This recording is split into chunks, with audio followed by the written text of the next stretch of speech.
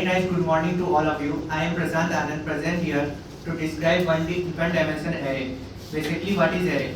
The array is a data type which holds the single kind of data type value in multiples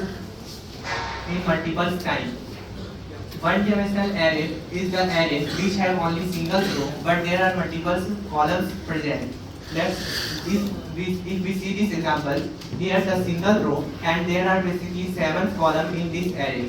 If we want to create a 1D array in Visual Q Basic, then we need to first declare the array variable with their numbers of columns, how much we need to enter the value in it.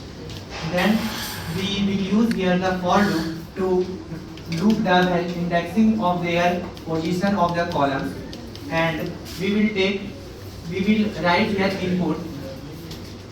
input function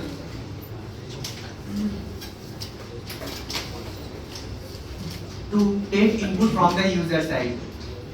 Now we will use next, as we all know that the next is used for ending the for loop, and this is how we create a one dimensional array, and this is the code how we take the input from the user of the elements which we have to store in that array. If we want to print some individual elements from the array, just we have to write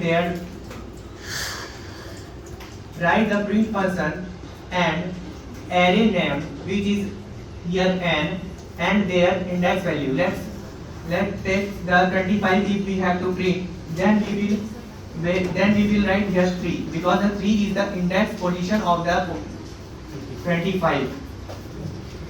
So